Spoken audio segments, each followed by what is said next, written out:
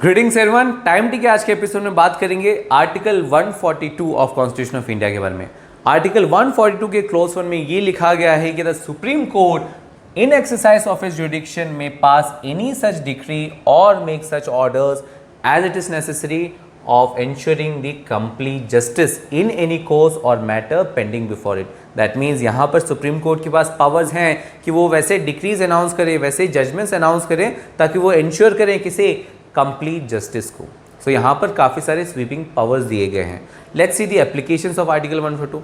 क्योंकि अगर एक स्टेट के बारे में बात करें, state is having 3 branches, there is executive branch, legislative branch and judicial branch. और यहाँ पर जुडिशरी के पावर्स स्वीपिंग पावर्स हैं कि वो इंश्योर करे कंप्लीट जस्टिस को। So that is why judiciary के पास 142 के हिसाब से they are having superseding powers over the executive and the legislative branches.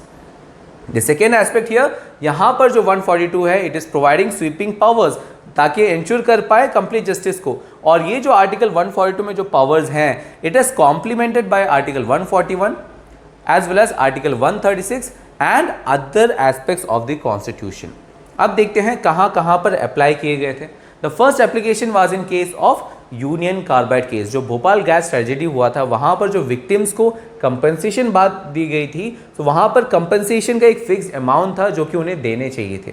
सो यहाँ पर सुप्रीम कोर्ट क्या किया, सुप्रीम कोर्ट ने एक फर्दर अहेड मूव किया और सुप्रीम कोर्ट ने more than the amount that was prescribed by the law उन्हें कंपनसेशन के तौर पे दिया गया था। सो that was for ensuring complete justice and it is an example of application of article 142.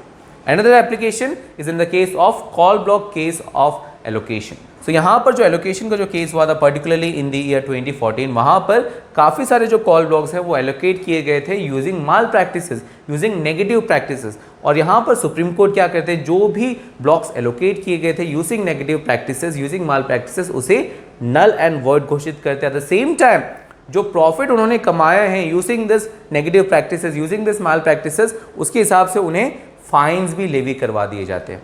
So that was another application of 142। Third application is in the case of banning the liquid sale in highway case. So 2016 में supreme court कहते हैं कि जो highways हैं, highways में से 500 metre की दूरी पर, 500 मीटर की रेडियस पर कोई भी लिक्विड सेल नहीं होना चाहिए। That is another application of article 142। सो यहाँ पर इन तीनों केसेस के बेसिस पर हम ये समझ सकते हैं कि यहाँ पर सुप्रीम कोर्ट के पास स्वीपिंग पावर्स हैं, काफ़ी ज़्यादा पावर्स हैं। So what is the scope of this article 142? क्या है लिमिटेशन इस पावर्स के? So let's see. जो स्कोप है that is not given in the constitution, but supreme court ने ही ओवर वेरियस जजमेंट्स इसके स्कोप को डिफाइन किए हैं। The first judgment here was the Premchand Garg versus excise commissioner case of 1962। वहाँ पर सुप्रीम कोर्ट कहते हैं कि इस आर्टिकल के बेसिस पर जो भी जजमेंट सुनाते हैं, they should not only be consistent with the fundamental rights. That means जो भी जजमेंट सुनाते हैं, they should be consistent with fundamental rights. Fundamental rights के जो प्रिंसिपल्स हैं, फंडामेंटल राइट्स जो हैं, उसके साथ कंसिस्टेंट होने चाहिए हमारे जजमेंट, उसके साथ रेजोनेट करने चाहिए हमारे जजमेंट्स। इसके साथ साथ वो ये भी कहते हैं कि it should not be inconsistent with the substantiative matter of related statutory laws. That means जो कानून है उससे इनकंसिस्टेंट नहीं हो सकते, उसके ऑपोजिट नहीं जा सकते, हम सिर्फ और सिर्फ उसे सप्लीमेंट कर सकते हैं। That is something the supreme court told in the Premchand Garg case of 1962। Another important case was the Union Carbide Corporation versus Union of India case of 1988।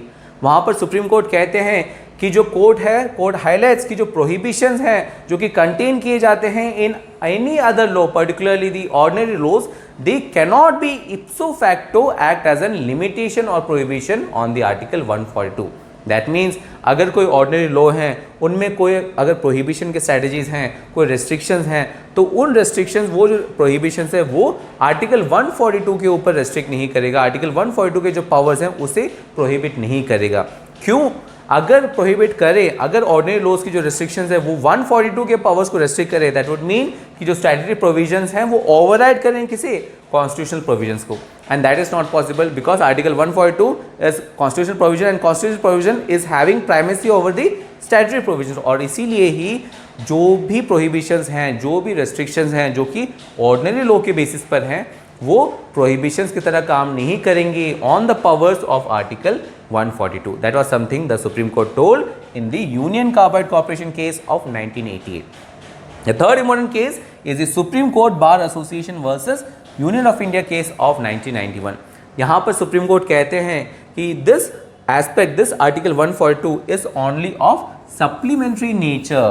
That means यहाँ पर वो कुछ नया नहीं बना सकते, they can not create something out of thin air. वो सिर्फ और सिर्फ एनहांस कर सकते हैं और सिर्फ और सिर्फ जो एक्सिस्टिंग है, जो एक्सिस्टिंग सिस्टम है उसे एनहांस कर सकते हैं ताकि वो इंश्योर करें कंप्लीट जस्टिस को। वो कुछ नया नहीं बना सकते। That is something the supreme court told in the supreme court bar association case of 1991। सो हमने देख लिया कि क्या क्या पावर्स हैं, हमने देख लिया कि स्कोप क्या है। So what are the advantages of article 142?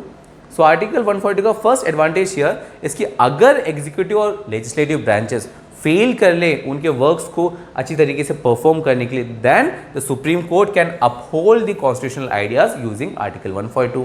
इसके साथ साथ क्योंकि यहाँ पर वो मेक श्योर कर रहे हैं कि यूनियन और एग्जीक्यूटिव जो ब्रांचेस हैं अगर वो काम ना करें बेटर तरीके से, उनकी जो प्रिंसिपल्स वो एंश्योर ना करें, तो सुप्रीम कोर्ट इंटरवीन कर सकता है। That means it is upholding the constitution, it is upholding the principles of the constitution. इसके साथ साथ यहाँ पर इट इज बीइंग सेड कि it makes the supreme court the constitutional protector. और क्योंकि यहाँ पर वो कॉन्स्टिट्यूशनल प्रोटेक्टर्स हैं, अगर सुप्रीम कोर्ट चाहे तो एग्जीक्यूटिव और लेजिस्लेटिव के काम पे वो इंटरफेयर कर सकता है, उसे इंटरवीन कर सकता है और कंप्लीट जस्टिस एंश्योर कर सकता है। That means it is having a system of checks and balances. So that is the aspects of Article 142. So I hope today's analysis was clear to you guys. इसकी जो related notes हैं along with all the descriptions and applications and negative aspects that will be provided to you in the video's description as well as Sheila इसके website में भी आप मिला जा सकता है. So with that I hope today's analysis was beneficial. Stay tuned for more content. Thank you.